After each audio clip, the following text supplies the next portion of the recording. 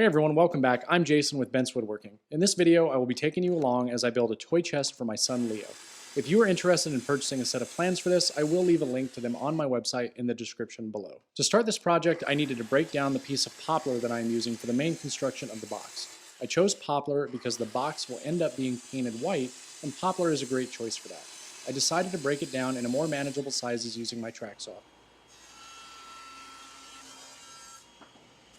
Once I had all of my pieces cut, I labeled them and used the MFT to cut each panel to the exact length. The reason for breaking everything down this way is that I didn't want to worry about flipping the pieces over at the miter saw in order to cut the full width.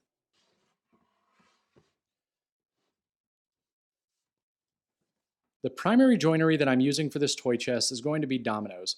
After everything was at its final size, I laid out all of my lines for where I wanted to place each domino.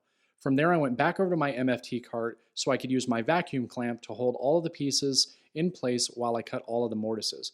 This is where the vacuum comes in really handy.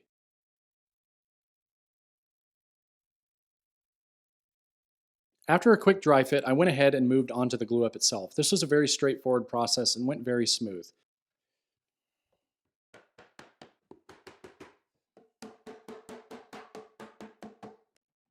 I used 3 parallel clamps on each side, and then after the clamps were in place, check for square. Then I put it off to the side and let it dry for a bit.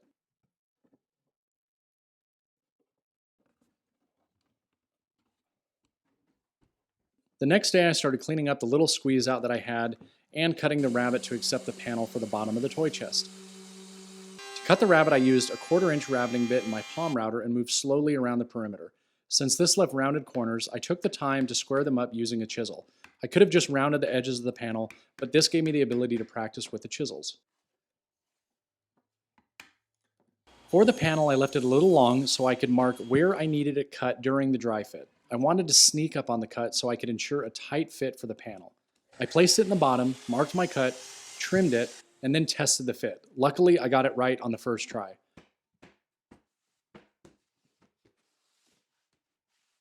Once I was satisfied, I went ahead, applied the glue, and set the panel. All I used was glue and some 18-gauge brad nails to hold it in place while it dried.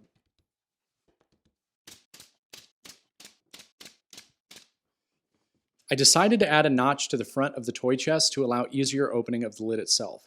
To do this, I marked the locations of where I wanted to cut, then took out the majority of the material using my jigsaw.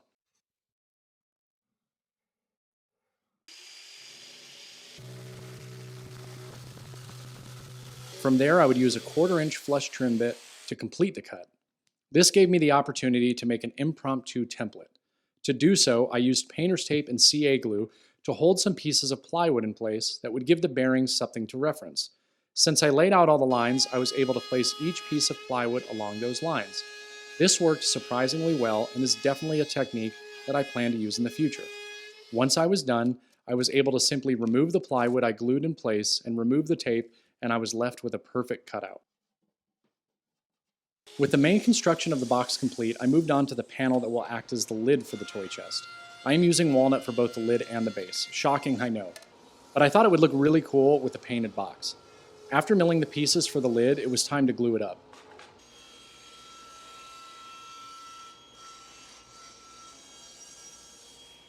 And as with most panel glue ups, I used some parallel clamps, which I find to be the most used clamps in my shop by far. The glue up went very smooth as I took my time and made sure that the boards didn't shift during the process.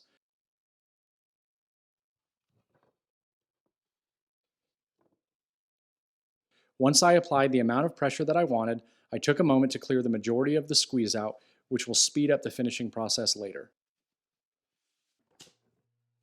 Once the lid was dry, I removed it from the clamps and began working on getting the final size and preparing it for finishing. The first thing I did was I used this knot filler system from Rangate to fill any knots, cracks, and imperfections. It is a simple solution for this and is very fast. After I trimmed down the lid to its desired width and length using the MFT and the table saw. Once cut, I was then able to throw it on the top and see how it looked on the box itself.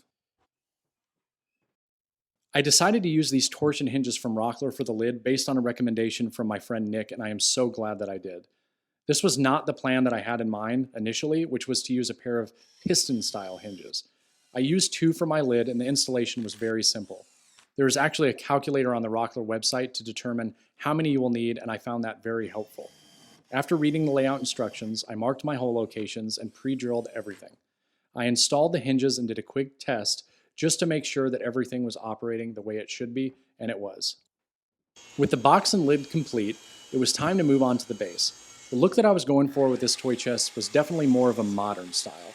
So as a result, I figured it had to have some angles incorporated into it. I figured a base with some angled legs would be perfect. I cut my pieces and did a dry fit to make sure that everything was lining up the way I wanted. The joinery that I chose for the base was again the domino, mainly for the added strength and the ease of assembly. I laid out all of my markings and cut my mortises for the dominoes. One thing that can present challenges when using angles is the glue up. I don't have a ton of experience when it comes to angles and glue ups, so here I had to figure out a solution. And what I came up with was, again, use painter's tape and CA glue to hold opposing blocks in place during clamping. It worked fairly well as long as I didn't apply too much pressure. I don't know if this is the route that I would take moving forward, as I know that there are better options out there, but it accomplished what I needed. While the front and back stretchers were drying, I went ahead and cut the stretchers that would connect the 2 of them. The ends are going to be angled to match the feet.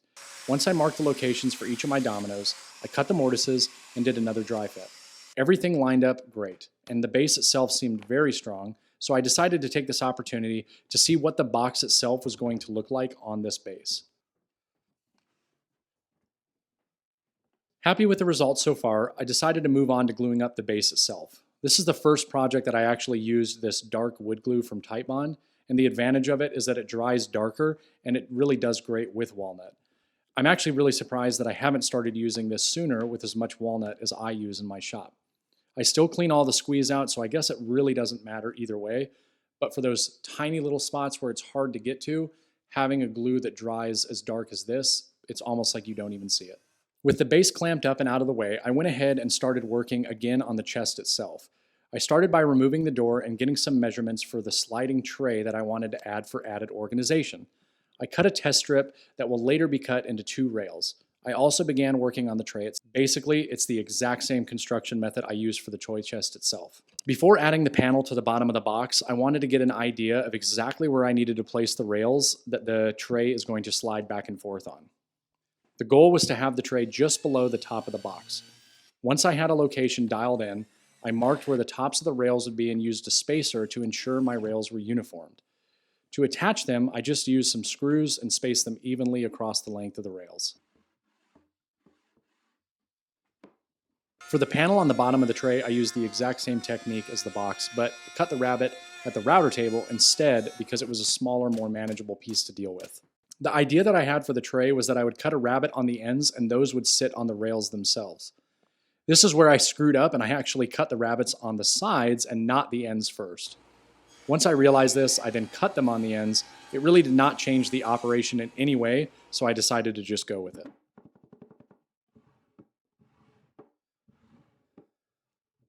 I didn't want to bore everybody with the painting, but I sprayed 2 coats of primer and 3 coats of the Sherwin-Williams Chem Aqua in white.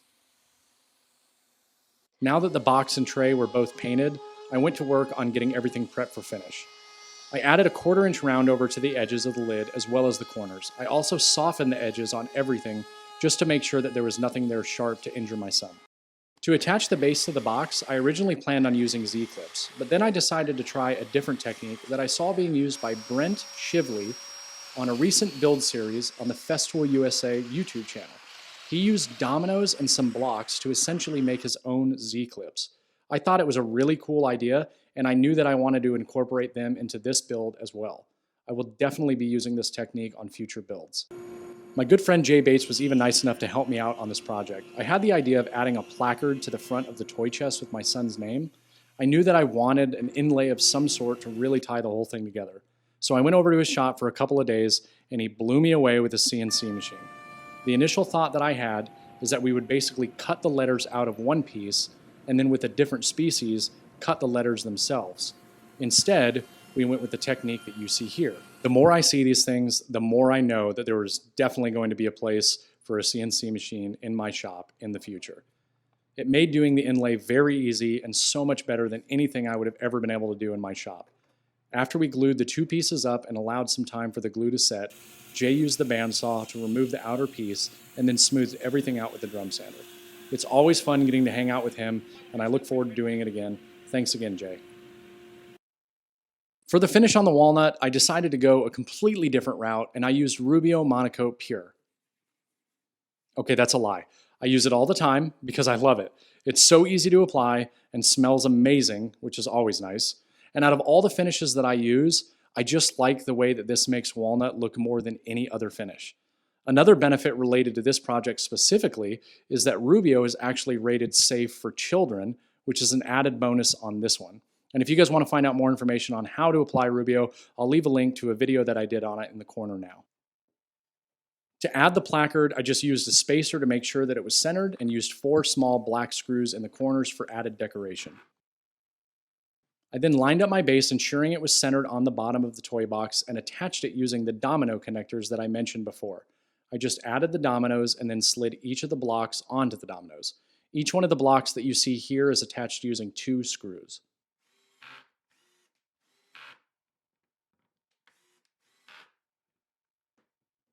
And finally, the last step, which was reattaching the torsion hinges and remounting the lid. The project is finally done and ready to be put in the house and be used for what it's designed for. I had a ton of fun building this project. I got to make something new. I tried a few new things, made a few mistakes and learned from them, and then I got to build something for my son that hopefully he will get to give to his child one day. If you want to find out more information on any of the tools that I used in this video, as always, I will leave links down below in the description. Thank you so much for watching, and until next time, get in the shop, try something new, and I'll see you in the next video.